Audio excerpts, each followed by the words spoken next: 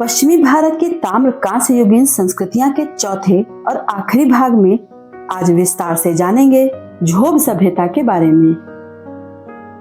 पिछले 3 भागों में हमने जाना क्वेटा संस्कृति, आमरी और नल संस्कृति तथा कुल्ली संस्कृति के बारे में।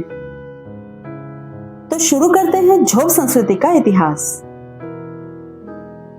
उत्तरी बलूचिस्तान में झोब नदी की घाटी में पिशनी लोरा क्षेत्र में अनेक खेड़े मिले हैं। इनमें रनगुंडई, सूरजंगल, परियानो गुंडई तथा मुगल गुंडई के खेड़े अधिक प्रसिद्ध हैं। हालांकि रनगुंडई का खेड़ा सबसे अधिक उल्लेखनीय है। यह खेड़ा 40 फीट ऊंचा है और इसकी विविध सतहों पर झोब सभ्यता के विकास की प्रक्रिया स्पष्ट रूप से दृष्टिगोचर होती है। रनगुंडई तथा अन्यत्र प्राप्त सभ्यता के अवशेषों से सूचित होता है कि यह सभ्यता भी आमरी, नल और कुल्ली सभ्यता के समान काफी उन्नत थी। अनेक स्थानों पर अत्यंत उन्नत किस्म के बर्तन मिले हैं। इनमें पादपीठ या पादवलय युक्त कटोरे विशेष उल्लेखनीय हैं। ये सभी चाक पर निर्मित हैं और उन पर बैल तथा अन्य पशुओं के चित्र भी अंकित हैं। हालांकि बैलों की आकृतियां कुल्ली की आकृतियों से अधिक सुंदर हैं।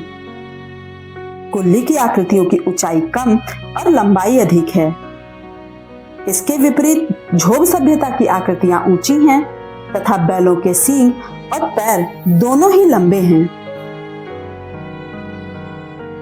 झोब की कुछ बस्तियों के चारों ओर परिखा और प्राचीर भी विद्यमान थे। यहाँ की बस्तियों के मकान प्रायः छोटे होते थे। कमरों का आकार लगभग 9 गुणे 9 का था। इनके मकान मिट्टी की कच्ची ईंटों के बने होते थे, यद्यपि नींव की मजबूती के लिए पत्थरों का प्रयोग किया जाता था। झोब सभ्यता के अवशेषों में भी पशुओं और स्त्रियों की बहुत सी मूर्तियां मिली हैं। कुबड़दाल बैरों की मूर्तियां अधिक संख्या में मिली हैं। एक स्थान पर घोड़े की भी मूर्ति मिली है और एक अन्य स्थान पर उसके दांतों के अवशेष भी मिले हैं।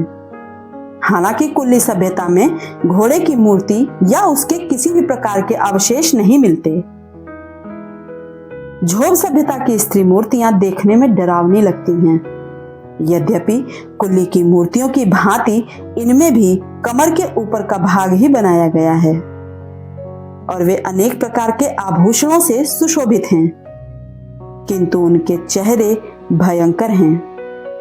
वस्तुतः इन स्त्री मूर्तियों की मुखाकृति कंकाल के समान बनाई गई है और इनकी आंखें उस ढंग के छेद द्वारा दिखाई गई हैं जैसा कि मानव कंकाल की खोपड़ी में होता है।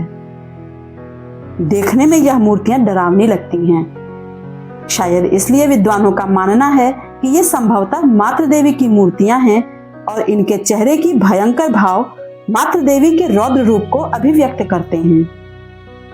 एक स्थान पर पत्थर पर उत्कीर्ण शिवलिंग भी मिला है, जिससे ऐसा प्रतीत होता है कि तत्कालीन झोब समाज में भी ऐसी पूजा का प्रावधान था। झोब सभ्यता के अवशेषों में चकमक के फलक, चकमक के ही कटी और पत्ती की आकृति के बाणों के फलक, अनेक प्रकार के गुरिये, तांबे की छड़ और अंगूठियां, तांबे के प्याले, सोने की पिन आदि विशेष उल्लेखनीय हैं। इन सारे अवशेषों के आधार पर यह कहा जा सकता है कि झोब सभ्यता के लोग तांबे का अधिकाधिक प्रयोग करने लगे थे। सर्वप्रथम ताम्र निर्मित सामग्री विशेषतया गंगा यमुना के दुआब से उपलब्ध हुई है, लेकिन जिस ढंग से प्राचीन भग्नावशेषों की खुदाई सिंध और बलूचिस्तान में हुई, वैसी अभी उत्तर भारत के अन्य क्षेत्रों में नहीं हुई है। फिर भी गुनगेरिया नामक स्थान से तांबे व कांसे की वस्तुओं का विशाल भंडार मिला है। सिंधु घाटी में भी तांबे एवं कांसे की अनेक वस्तुएं प्राप्त हुई हैं, परंतु वहां पर तलवार और हार्पून का अभाव है। वहां के हथियार भी साधारण कोटि के हैं और वहां धातु सामग्री के साथ साथ पाषाण सामग्री का भी प्रयोग चलता रहा। इस संबंध में प्रोफेसर विमल चंद पांडे कहते हैं कि सभी कारणों से यह प्रकट होता है कि सिंधु सभ्यता काल की दृष्टि से पाषाण काल के निकट थी और अधिक विकसित धातु सामग्री सिंधु सभ्यता के पश्चात ही निर्मित हुई होगी।